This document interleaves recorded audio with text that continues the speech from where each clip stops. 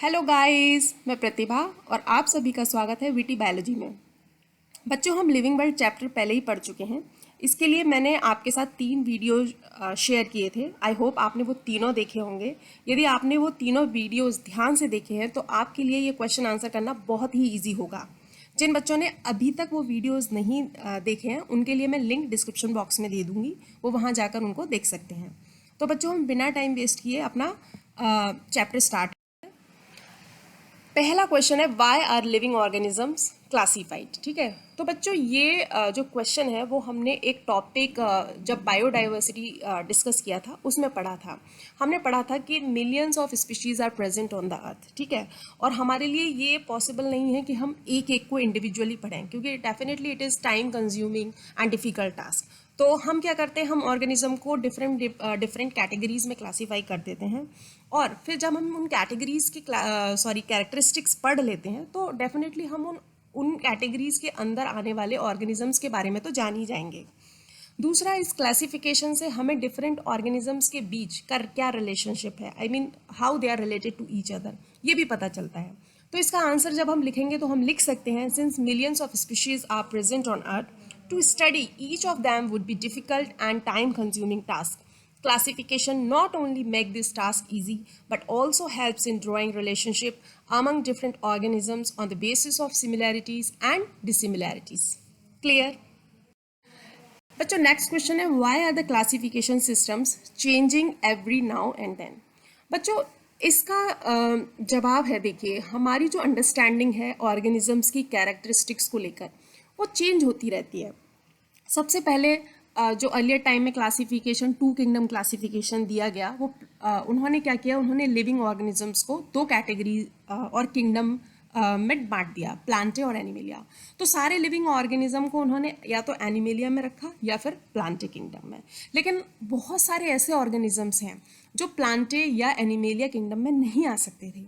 तो फिर साइंटिस्ट ने देखा कि अरे, ये वाले ऑर्गेनिज्म तो ना तो इस किंगडम में आ रहे हैं ना इस किंगडम में आ रहे हैं। तो फिर उन्होंने जो क्राइटेरिया ऑफ क्लासिफिकेशन है वो चेंज किया। उन्होंने अदर कैरेक्टरिस्टिक्स को भी अकाउंट में लिया, जैसे सेल स्ट्रक्चर, देयर मॉर्फोलॉजी, और we can say their mode of reproduction. तो इसलिए फिर क्लासिफिकेशन सिस्टम में चेंजेस आए। तो हम इसको लिखेंगे, because our understanding of characteristics of organisms keep on changing. For example, earlier 2 kingdom classification, Plantae and Animalia kingdoms, was developed to include all the plants and animals respectively. This system had not taken into account features such as cell structure, cellular organization, mode of nutrition, etc. So a large number of organisms did not fall into either category. Besides gross morphology, a need was felt to include other features like cell structure, cellular organization, mode of nutrition, methods of reproduction, evolutionary relationships, etc. So, classification systems have undergone several changes over the time. Changes in classification system will take place in future also, depending upon the improvement of our understanding of characteristics and evolutionary relationships among organisms. I hope बच्चों आपको ये clear हुआ होगा। Next question है बच्चों, what different criteria would you choose to classify people that you meet often. तो बच्चों देखिए, इससे सिंपल कोई भी क्वेश्चन आपके लिए नहीं हो सकता, क्योंकि इसको सॉल्व करने के लिए आपको किसी भी चैप्टर या किसी भी बुक को पढ़ने की ज़रूरत नहीं है। This question is based on common sense only. देखिए, हम जो भी पीपल को मिलते हैं, जो जितने सारे लोगों को मिलते हैं, उनको हम डेफिनेटली बहुत सारे कैरेक्टरिस्टिक्स हैं उनके आधार पर डिवाइड कर सकते हैं। जैसे कि सेक्स एक कैरेक्टर हो सकता है कि ये लड़का है या लड़की है, हाइट भी एक कैरेक्टर हो सकता है, उनका स्किन कलर भी एक कैरेक्टर हो सकता है। ठीक है, तो जब हम इसका आंसर लिखेंगे तो we can write the people we met often can be classified on the basis of many criteria: sex, height, skin color, hair texture, mother tongue or religion, etc. may be some of them. Okay बच्चों, next question है what do we learn from identification of individuals and population. तो बच्चों देखिए, identification of individual से हमें क्या help होती है, हमें पता चलता है कि उनके बीच क्या सिमिलैरिटीज़ हैं, क्या डिसिमिलैरिटीज़ हैं। ठीक है, और उन सिमिलैरिटीज़ और डिसिमिलैरिटीज़ के बेसिस पर हम उन्हें क्लासीफाई कर सकते हैं। तो हमने वही आंसर में लिखा है, identification help helps in finding out similarities and dissimilarities among individuals of a population and from individuals of other populations. It helps in classification of individuals. तो चलो बच्चों अब नेक्स्ट क्वेश्चन है. Given below is the scientific name of mango, identify the correctly written name. तो इन्होंने बच्चों Mangifera indica दो तरीके से यहाँ पर लिखा है और आई थिंक जिन बच्चों ने बायनोमियल नॉमेनक्लेचर ध्यान से पढ़ी है वो डेफिनेटली इस क्वेश्चन को बहुत इजीली कर लेंगे. तो देखो बच्चों, यहाँ मैंगीफेरा का एम कैपिटल है और यहाँ इंडिका का आई भी कैपिटल है. तो हमने बायनोमियल नॉमेनक्लेचर में क्या पढ़ा था? हमने पढ़ा था कि जीनस का जो फर्स्ट लेटर होगा वो कैपिटल में होगा और जबकि स्पीशीज़ का जो फर्स्ट लेटर होगा वो स्मॉल में होगा. तो it means this is wrong. Okay, क्योंकि यहाँ पे स्पीशीज़ का फर्स्ट लेटर जो कि आई है वो कैपिटल में है. अब हम सेकेंड ऑप्शन देखते हैं. देखिए, M is capital, okay, and I is small. It means this is the correct option. Okay. बच्चों नेक्स्ट क्वेश्चन है, define a taxon, give some examples of taxa at different hierarchical levels. Okay. तो बच्चों हमने पढ़ रखा है कि taxon क्या है. Taxon is the unit of classification. Each unit represents a rank, level or category in taxonomic hierarchy. Kingdom, phylum, class, order, family, genus and species are examples of taxa at different hierarchical levels. ठीक है. अच्छा, next question है, can you identify the correct sequence of taxonomical categories. इसमें इन्होंने 3 options दिए हैं. ठीक है. तो बच्चों यदि आपने ये सीक्वेंस याद किया हुआ है, कीप द पॉट और dish clean, otherwise family get sick, है ना. Kingdom, phylum, class, order, family, genus और स्पीशीज. तो आप इस क्वेश्चन को बहुत इजीली कर सकते हैं. तो हम पहला ए जो ऑप्शन है उसको चेक करते हैं. देखिए, स्पीशीज, ऑर्डर, फाइलम और किंगडम. ठीक है. तो अब जब हम इससे मैच करेंगे हम देखेंगे स्पीशीज है, ठीक है, फिर ऑर्डर है, ओके, फाइलम एंड किंगडम. ठीक है, ये है. अब इसमें से हम देखेंगे कुछ ऑर्डर्स, मतलब कुछ हम कह सकते हैं टेक्सोनॉमिक कैटेगरीज हैं वो मिसिंग है, लेकिन स्टिल सीक्वेंस इज करेक्ट. तो हम कहेंगे ये ए ऑप्शन इज करेक्ट. अब हमने सी ऑप्शन, पहले बी देख लेते हैं. सॉरी, जीनस, स्पीशीज, ऑर्डर और किंगडम. तो ये देखिए, ये सीक्वेंस बिल्कुल गलत है क्योंकि पहले स्पीशीज आता है फिर जीनस, लेकिन यहाँ इन्होंने जीनस दिया फिर species. It means it is wrong sequence. Okay. Next, species, genus, order और फाइलम. यहाँ भी सीक्वेंस करेक्ट है, हालांकि कुछ कैटेगरीज हैं जो मिसिंग है. तो we can say that A and C are correct options. Okay, ठीक है. बच्चों नेक्स्ट क्वेश्चन है, try to collect all the currently accepted meanings of the word species. Discuss with your teacher the meaning of species in case of higher plants and animals on one hand and bacteria on the other hand. तो पहला हम जो concept discuss करेंगे वो है biological species concept. बच्चों ये concept जो दिया था वो दिया था अर्नेस्ट मायर ने. ठीक है. और इन्होंने जो बताया था उसके अनुसार स्पीशीज़ एक ग्रुप ऑफ इंडिविजुअल्स है जो आपस में इंटरब्रीड कर सकते हैं, पहली बात. और दूसरी बात, जो उनके ऑफस्प्रिंग्स होंगे वो हमेशा फर्टाइल होंगे. तो वही यहाँ पर लिखा हुआ है, it is a group of closely related organisms which can interbreed in nature and produce fertile offspring. बच्चों यहाँ ये जो 2 टर्म्स हैं, interbreed in nature and fertile offspring, ये इंपॉर्टेंट है. तो आपको बायोलॉजिकल स्पीशीज़ कॉन्सेप्ट को लिखते समय ये दोनों टर्म अपने कॉपी में लिखने हैं. ठीक है.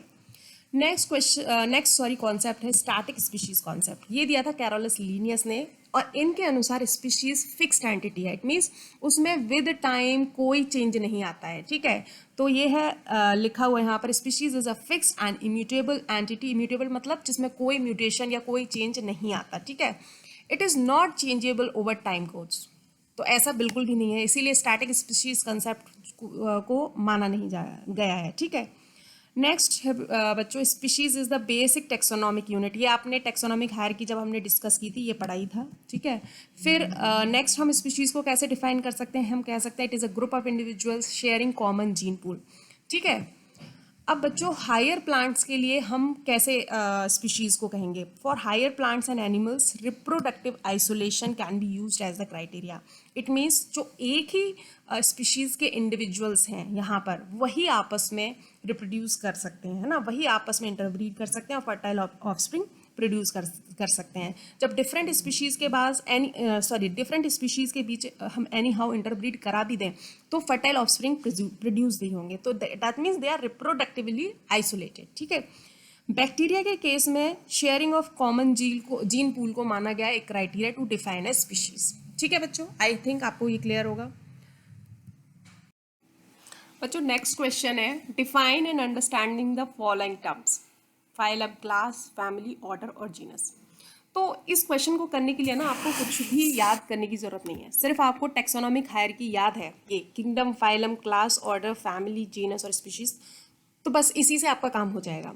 क्योंकि जो ऊपर की कैटेगरी है वो नीचे की कैटेगरी का ग्रुप है, ठीक है। तो मैं आपको एग्जांपल देके समझाती हूँ। देखिए फाइलम जो है हमारा किंगडम के नीचे आ रहा है, ठीक है। तो हम कह सकते हैं फाइलम क्या है, this is the primary division of kingdom, क्योंकि ये किंगडम से जस्ट नीचे है, ठीक है। और ये क्या है, it is group of one और more related classes of animals, ठीक है। क्लास को क्यों हमने लिया, क्योंकि फाइलम से नीचे क्लास ही है, तो इसमें फाइलम में क्या आएगा, फाइलम में वन और मोर क्लासेस आएंगी रिलेटेड इंडिविजुअल्स की, रिलेटेड ऑर्गेनिजम्स की। चूँकि हम फाइलम टर्म जो यूज़ करते हैं वो एनिमल्स के लिए यूज़ करते हैं, ना कि प्लांट्स के लिए, इसलिए मैंने यहाँ लिखा है इट कंसिस्ट ऑफ वन और more related classes of animals, okay. In plants division is use in place of phylum. I think आपको ये क्लियर होगा। तो आगे के सारे टर्म आपके लिए आसान है और डिफाइन करना उनको बहुत ईजी है। जैसे क्लास है, क्लास को हम क्या कह सकते हैं इट कंसिस्ट ऑफ वन और मोर रिलेटेड ऑर्डर्स, ओके, क्योंकि क्लास से नीचे की कैटेगरी क्या है, order. For example class Mammalia includes many orders, example है कार्निवोरा एंड प्राइमेटा। बच्चों मैं जो यहाँ पर एग्जाम्पल दे रही हूँ ना, वो मैं वही एग्जाम्पल दे रही हूँ जो आपकी एनसीईआरटी में, ताकि आप उनको याद करने में आसानी हो जाएगी। आप बार बार उनको पढ़ोगे तो डेफिनेटली वो आपको याद हो जाएंगे। अदरवाइज तो एग्जाम्पल देने को मैं बहुत सारे एग्जाम्पल्स दे सकती हूँ, ठीक है।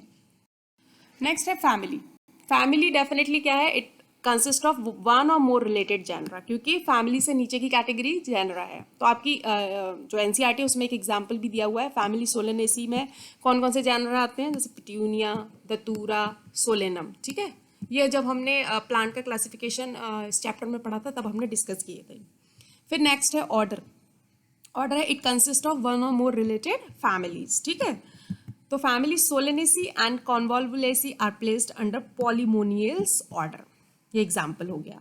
फिर जीनस इज डेफिनेटली क्या होगा, इट कंसिस्ट ऑफ वन और more related species, okay. For example genus Panthera includes many species such as leo, pardus and tigris, ठीक है बच्चों।